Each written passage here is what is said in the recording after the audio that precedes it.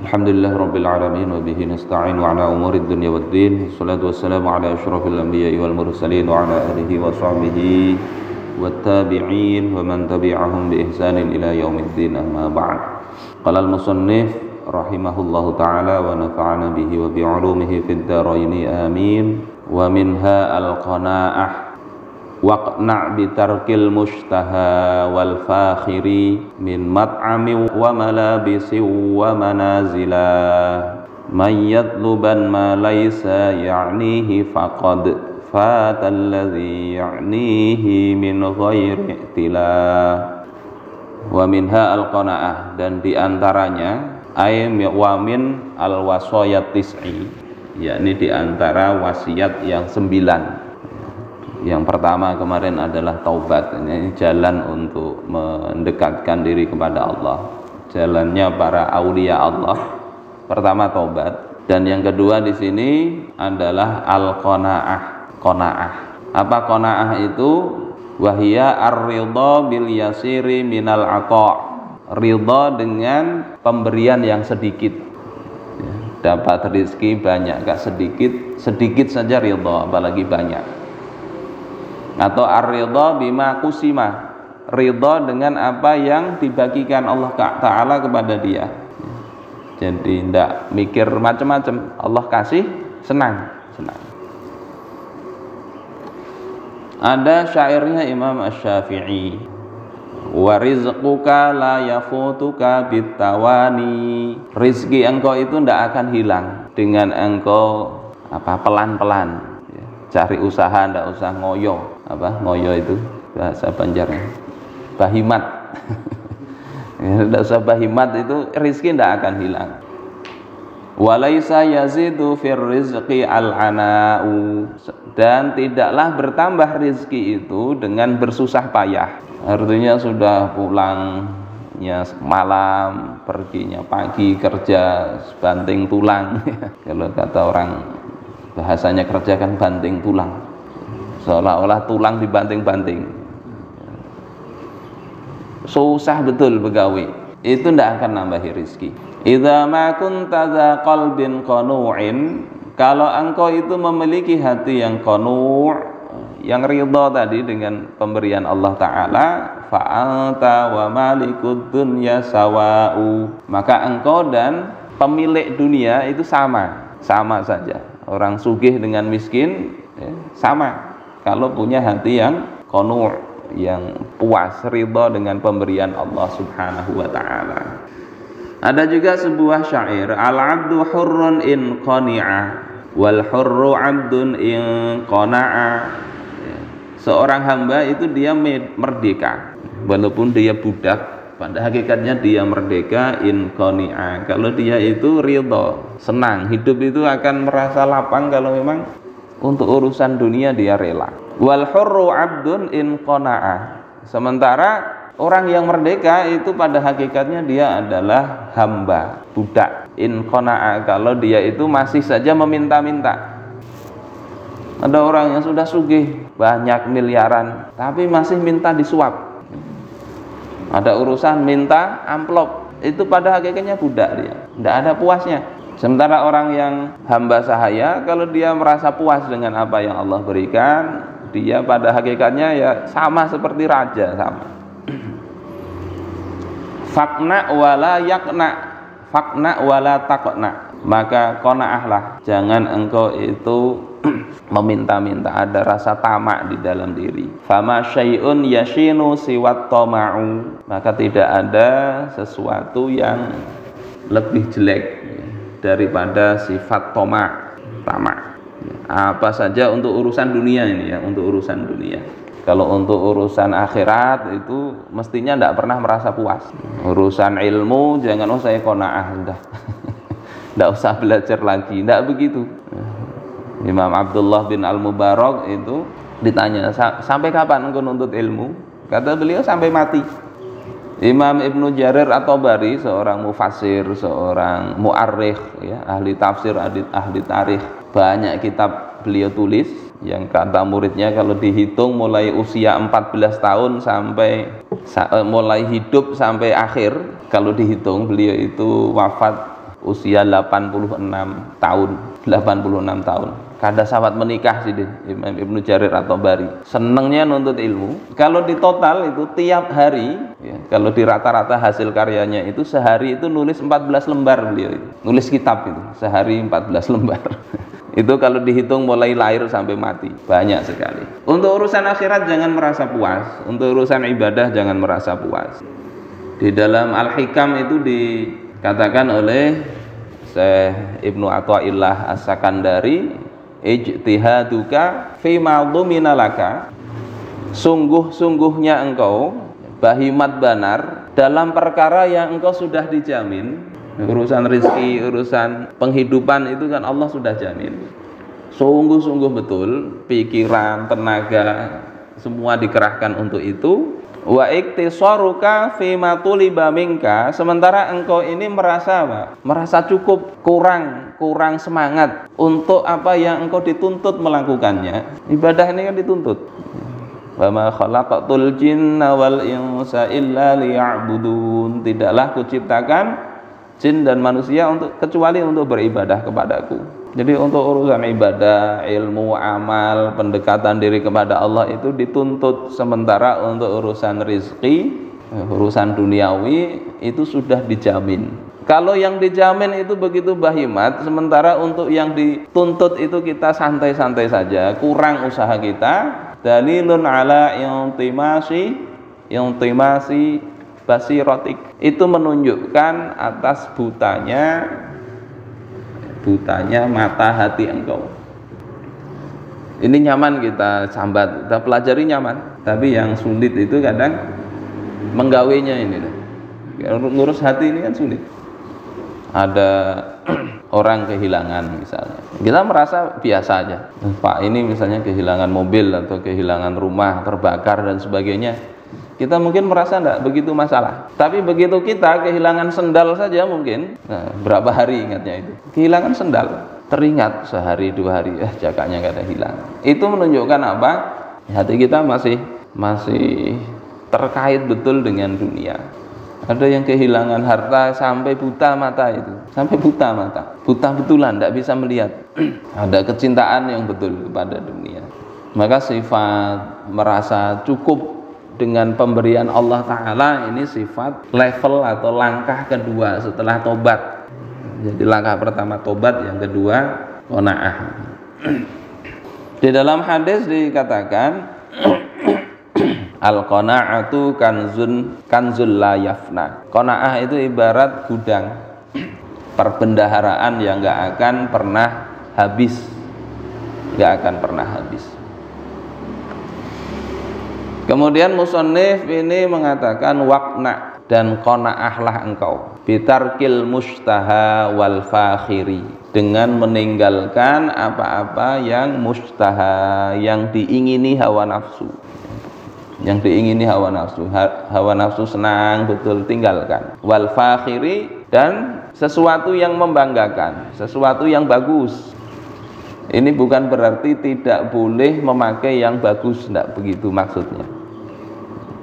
Seperti sahabat bertanya, ya Rasulullah, saya senang pakai baju yang bagus, pakaian yang bagus. Maka Rasulullah tidak kemudian melarang. Itu bukan termasuk sombong juga, pakai sesuatu yang bagus. Kalau bisa bagus semua, kenapa enggak? Kemudian beliau katakan al-kibru batarul haq wa ghamtun nas. Yang namanya sombong itu kalau menutupi kebenaran dan menganggap remeh orang lain. Dan memang harta itu kadang bikin sombong. Orang naik Pajero, yang naik carry dipepetnya terus. Merasa sombong karena tadi harta kadang. Jadi bukan masalah fisik ini masalah hati, merasa ridho tadi. Allah kasih sedikit ridho, Allah kasih banyak ridho juga. Kita kadang hidup itu kan begitu ya, inginnya ndak pernah puas. Allah kasih harta mau nambah, apa saja itu. Nah di sini dikatakan, di contohnya min mat'amin, dari apa, makanan. Maka pemberian Allah yang berupa makanan mestinya kita latih diri kita itu untuk tadi qanaah, ndak usah ngeluh ya, merasa makanannya kurang enak. Lihat yang ngasih makan itu Allah Subhanahu wa taala. Hidup kalau begini kan mudah ya, enggak usah mikir makanan yang yang enak-enak. Ya. Kita ini kadang makan itu niatnya memuaskan hawa nafsu, ya kan? Memuaskan hawa nafsu. Kalau kadang nyaman kadang mau. Padahal mestinya kita makan ini asal bisa menguatkan tubuh, ya, kemudian badan kita ini bisa diajak untuk taat, ya sudah.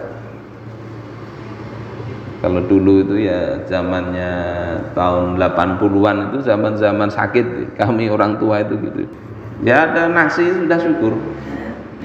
Nasi kadang pakai minyak jelantah itu, pakai bawang sudah makan itu. Ada sambal, ada daun singkong ya sudah sambal kan, makan sudah. Ada nasi beras itu sudah senang. Karena cari nasi beras itu agak susah. Tiwul dulu, tiwul atau nasi nasi jagung.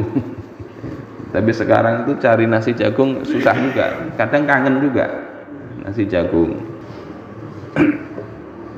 Kalau dulu senengnya ya nasi beras itu. Ada nasi beras anget-anget, tambahi garam, tambahi minyak, sudah makan. Sekarang ini anak-anak ini kadang dilatih makan ikan aja susah. Makan ikan aja susah, suruh makan ikan. Sukanya ayam kasih tepung kasih Kentucky aja sukanya, nggak tahu kita anak-anak. Belikan ikan susah.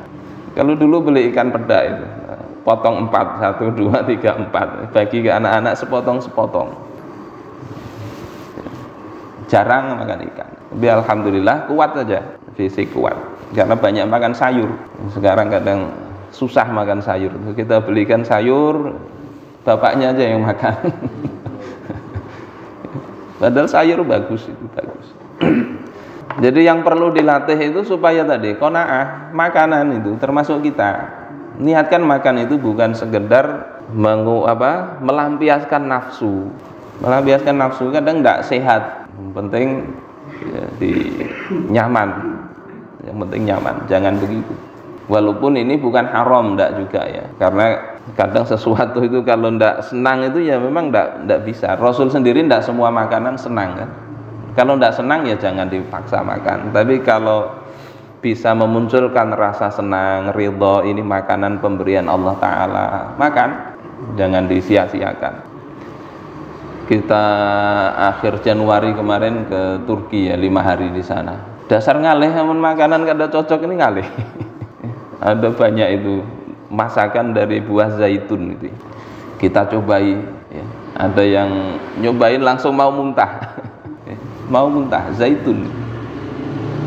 Kita lihat ya orang sana itu makannya kayak apa. Kan sarapan kadang tadi roti, zaitun, madu, sejenis olahan susu itu ada yogurt, ada keju. Ya itu roti, ada buah.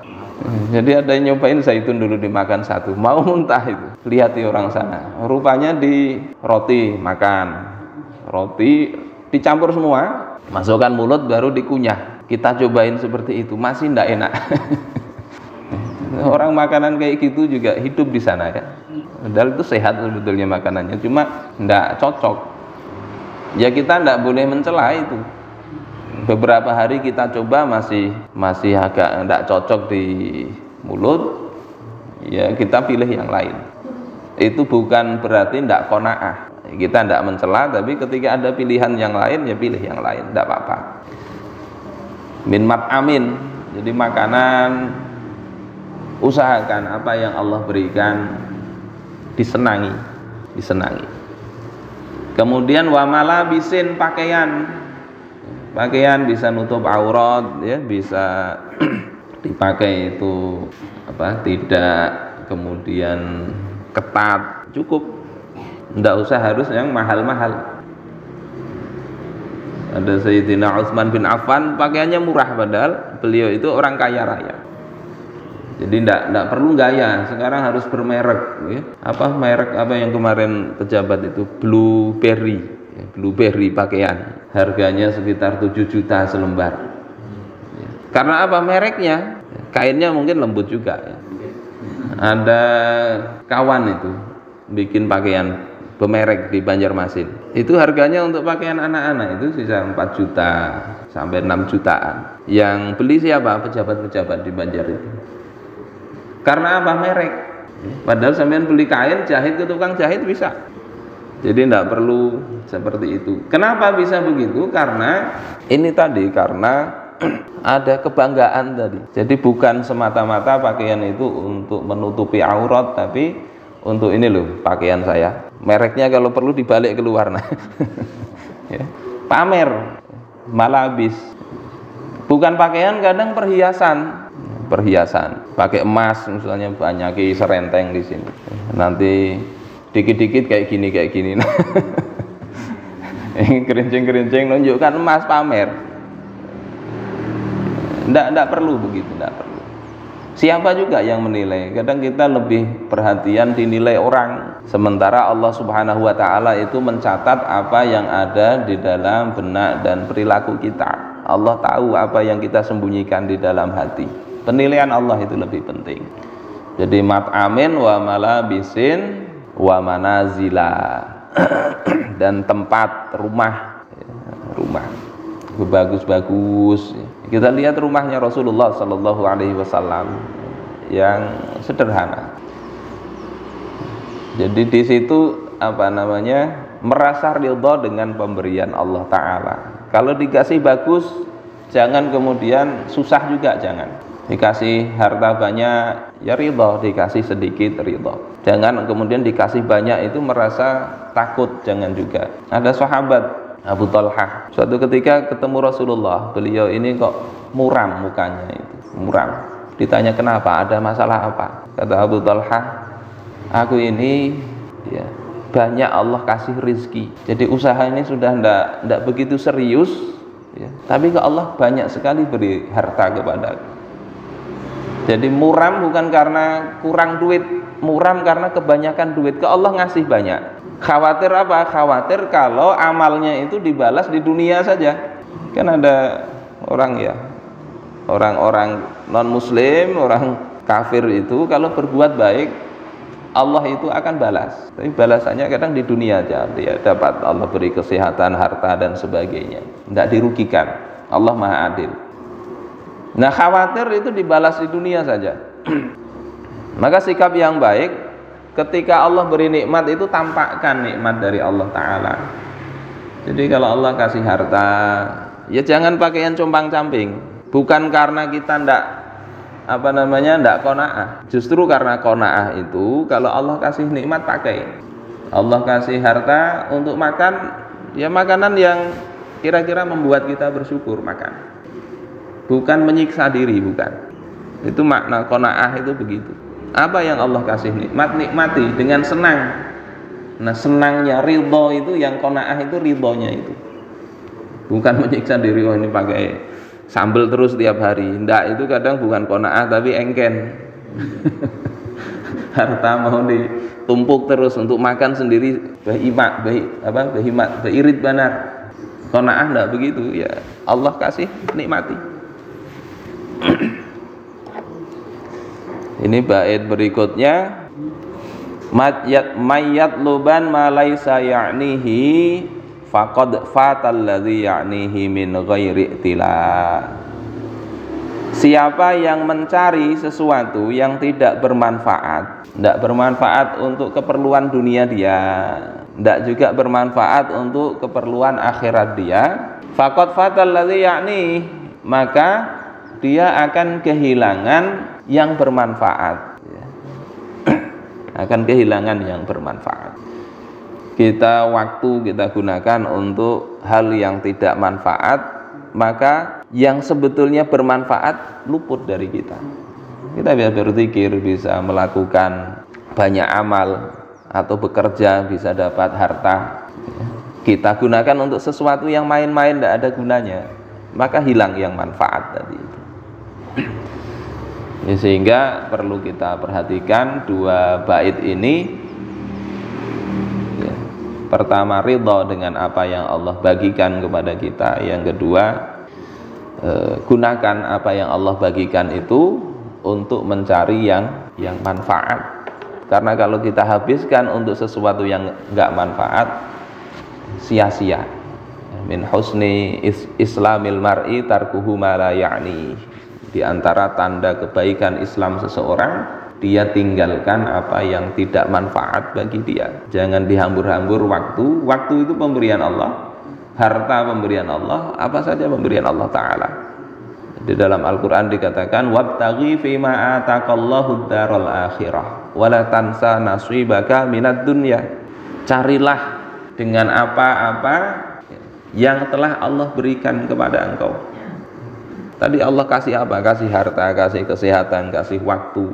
Cari, gunakan itu untuk mencari negeri akhirat, mencari kebahagiaan, bekal untuk negeri akhirat. Wala tansa nasibaka minad dunya. Jangan engkau lupakan bagian engkau di dunia ini. Dari dunia. Apa maknanya? Para ahli tafsir beda pendapat, tapi mayoritas mengatakan jangan engkau lupakan bagian engkau di dunia, yakni jangan engkau lupakan umur engkau. Apa bagian engkau di dunia? Ya umur engkau itu. Jangan engkau lupakan untuk mencari bekal perbendaharaan akhirat.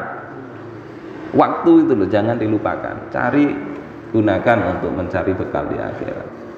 Isi semua waktu yang Allah berikan usia ini dengan kebaikan. Mulai hal yang kecil, nganggur berzikir, ya, berzikir atau tafakur. Tafakur itu mikir kebesaran Allah Subhanahu wa Ta'ala. Atau amal-amal yang lain, tidak ada kosongnya, ya, tidak ada kosong. Waktu itu bisa kita isi semua dalam keadaan apapun. Ibu-ibu sambil masak, sambil baca sholawat kan bisa. Masak sambil menunjukkan dalam diri rasa syukur. Zikir tidak mesti dalam bentuk lisan, dalam hati juga bisa. Sambil nyopir bapak-bapaknya bisa sambil menghafalkah atau berzikir atau apa bisa. Semua itu manfaat untuk kita insya Allah. Baik, ini mungkin untuk pertemuan kali ini 2 bait dari kitab Hidayatul Azkiya, mudah-mudahan bermanfaat bagi kita semuanya. Amin amin ya Allah ya rabbal alamin. Bismillahirrahmanirrahim. Alhamdulillah rabbil alamin wassalatu wassalamu ala asyrafil mursalin wa ala alihi washabbihi ajma'in. Allahumma anfa'na bima 'allamtana wa 'allimna ma yanfa'una wa zidna 'ilman nafi'a waj'al 'ilmana hujjatan lana la hujjatan 'alaina bi rahmatika ya arhamar rahimin. Allahumma ij'al jam'ana hadza jam'an marhuma tafarruqana min ba'dihi tafarruqan ma'suma wa la taj'al fina wa la minna wa la bainina shaqiyyan wa la mahruma. Rabbana atina fid dunya hasanah wa fil akhirati hasanah wa qina adzaban nar. Wa sallallahu ala sayyidina Muhammad wa ala alihi wa sahbihi wasallam bi fadli subhana rabbika rabbil izzati amma yasifun wa salamun ala al mursalin walhamdulillahi rabbil alamin. Taqabbalallahu minkum.